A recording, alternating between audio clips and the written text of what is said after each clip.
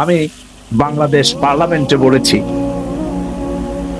বাদের বক্তৃতার সময়, আমি বলেছি এ পর্যন্তকালীন দেশে যত সরকার এসেছেন সমস্ত সরকার আল্লাহর সাথে আর ইসলামের সাথে নাফরমানি করেছেন।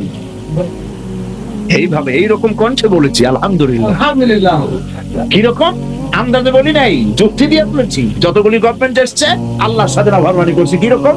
আল্লাহ বলেছেন ওয়াহাল্লাল্লাহুল বায়আ ওয়া হারামা রিবা, আমি সুদকে করেছি হারাম, ব্যবসাকে করেছি হালাল। সবগুলি গভর্নমেন্ট লাইসেন্স দিয়ে সুদকে জনগণের জন্য হালাল করে দিয়েছে। নাউজুবিল্লাহ বলবেন না? আল্লাহ পাক বলেছেন ওয়ালা তাকরাবুজ জিনা ইন্নাহু কানা ফাহিশাতান ওয়া সা সাবিলা, জিনা নিকৃষ্টতম পাপ। এইটা করা তো দূরের কথা, এর কাছেও যেও না। অথচ প্রত্যেকটি গভর্নমেন্ট লাইসেন্স দিয়ে বেশ্যাবৃত্তির জন্য মানুষকে জেনা ব্যভিচারের পথ উন্মুক্ত করেছে। আল্লাহ পাক বলেছেন, এইভাবে কোরআন হাদিস দিয়ে পার্লামেন্টে ওয়াজ করছি, তাদের গায়ে জ্বালা ধরে খালি গেলি। যে লোকটা মাছেও বলে আবার পার্লামেন্টে ঢুকছে, আমি তো ঢুকি নাই, আল্লাহ ঢুকাইছে। সুবহানাল্লাহ। এরপর আমার বিরুদ্ধে কেস করছে। হায় রে কেস! পিরোজপুর থেকে শুরু হয়েছে, লোয়ার কোর্ট, হাই কোর্ট, এরপরে সুপ্রিম কোর্ট। সুপ্রিম কোর্টের 5 জন বিচারপতি একমত হয়ে বলে দিয়েছে যে লোক মামলা করছে মিথ্যা আর এই লোক সত্য। আলহামদুলিল্লাহ, আলহামদুলিল্লাহ। আমি বলেছি আল্লাহ কোরআনে কারীমের মধ্যে মদ আর জুয়াকে হারাম করেছেন। ইন্নামাল খামরু ওয়াল মাইসিরু ওয়াল আনসাবু ওয়াল আজলামু রিজসুম মিন আমালিশ শাইতানি ফাজতানিবু।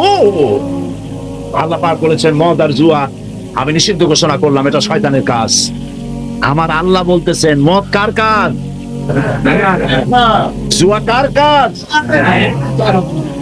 কাজে ইসলামের কথা বললে গায়ে যাদের আগুন জ্বলে, জ্বলবেই তো। ব্যবসায়ীতে বড় আঘাত লেগেছে, গরম ভাতে বিড়াল দারুণ বেজার, ব্যবসায় হাত লেগেছে। মদ হারাম, মদের ব্যবসা হারাম।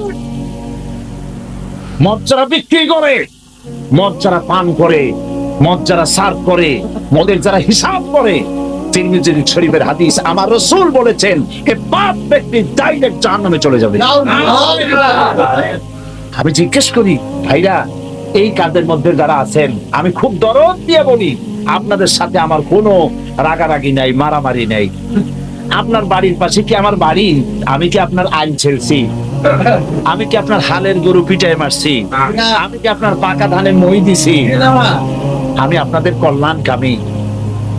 মদের ব্যবসা যারা করেন সারা রাত আপনারা জাগেন, খুব কষ্ট করেন, সারাটা রাত জেগে জেগে